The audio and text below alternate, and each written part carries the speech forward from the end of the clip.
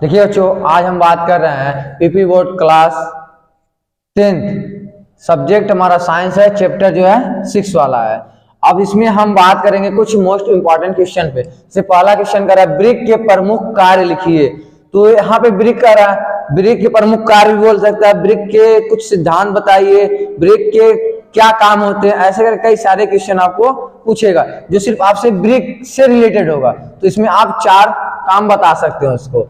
उत्सर्जित पदार्थ को से उत्सर्जित करते हैं, यानी उत्सर्जित पदार्थों को से उत्सर्जित करते हैं, पहला हो गया। दूसरा, रक्त की अम्लीयता या क्षारीयता पीएच मान नियंत्रित करते हैं। कह रहा है दूसरा, रक्त की अम्लीयता या क्षारीयता पीएच मान नियंत्रित करते हैं। कौन करता है? ब्रिक करता है। तीसरा क्या कर रहा है? शरीर के अंतः वातावरण में जल संतुलन, लवण संतुलन को बनाए रखते हैं। कौन बनाए रखता है? तो ब्रिक बनाए रखता है। चौथा कह रहा है यह रक्तदाब को नियंत्रित करने में सहायता करते हैं। तो कह रहा है यह रक्तदाब को नियंत्रित करने में सहायता रखते हैं। तो कौन करता है? ब्रिक। अब बात कर लेते हैं दूसरे क्वेश्चन के। दूसरा क्वेश्चन का धमनी तथा सिरा में अंतर बताइए। या तो बोल सकते हैं धमनी तथा सिरों में कोई 2 अंतर लिखिए या 3 अंतर लिखिए। तो आप इसी को आपको क्या करना है? कर देना। हम 4 अंतर आपको लिखवा दिए हैं, आप कुछ भी लिख सकते। 2 अंतर बोला 2 अंतर, 3 अंतर बोला है तो 3 अंतर लिखिए। तो देखिए धमनी क्या होगा? हमारा हेडिंग हो गया।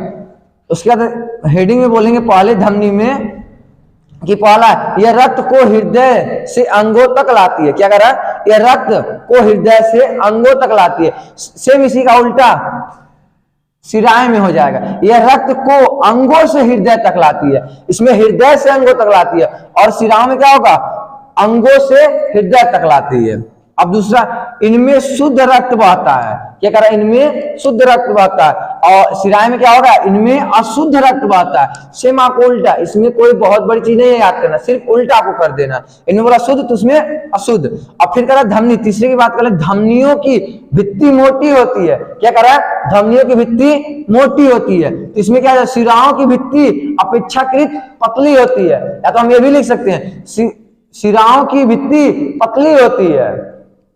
चौथा, इनकी गुहा संकरी होती है। क्या कर रहा है? धमनियों में कह रहा है इनकी गुहा संकरी होती है। और चौथे में इसमें आ जाएंगे तो सिराएं में इनकी गुहा चौड़ी होती है। ठीक है, ऐसे करके आप इसका भी अंतर लिख सकते हैं। अब अगला हमारा टॉपिक है प्रकाश संश्लेषण किसे कहते हैं। प्रकाश संश्लेषण के विभिन्न घटकों के नाम लिखिए। ये जो क्वेश्चन 2 से 3 नंबर में आपका आता है, तो इसका उत्तर देंगे प्रकाश संश्लेषण। प्रकाश संश्लेषण वो उपचायक क्रिया है जिसमें अकार्बनिक सरल यौगिक जल तथा कार्बन डाइऑक्साइड यानी CO2 को प्रकाशीय ऊर्जा के द्वारा कार्बोहाइड्रेट के रूप में बदल दिया जाता है। क्या कहलाता है? प्रकाश संश्लेषण कहलाता है। अब इसके एग्जांपल देख लेते हैं। CO2 प्लस 12H2O क्या कर रहा है? सूर्य के प्रकाश में, ये जो लिखा है तीर के ऊपर, सूर्य का प्रकाश देने पर C6H12O6 ये किसका सूत्र बनाता है? ग्लूकोज का। प्लस 6H2O प्लस CO2 ये हमारा इसका एग्जाम्पल हो गया। आप इसको एग्जाम्पल के थ्रू भी दिखा सकते हैं। तो ये हमारा एग्जाम्पल हो गया। ये क्या कर रहा है? एक बार ध्यान से सुनिएगा।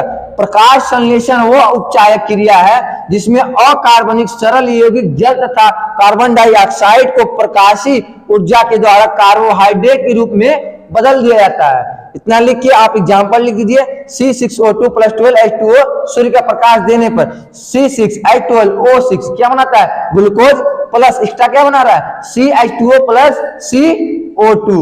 अब इसमें क्या बोला था? एक शब्द का प्रयोग किया था, विभिन्न घटकों के नाम लिखिए। तो हम विभिन्न घटकों के नाम यहाँ पर आपको दिखा देते। पहला क्या था?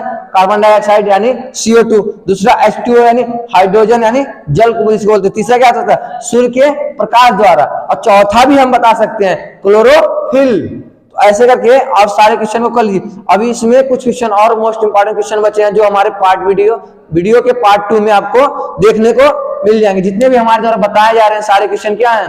सारे मोस्ट इंपॉर्टेंट क्वेश्चन है। मैं आपसे आशा करता हूं कि सारे क्वेश्चन को आप क्या करें? याद कर लें।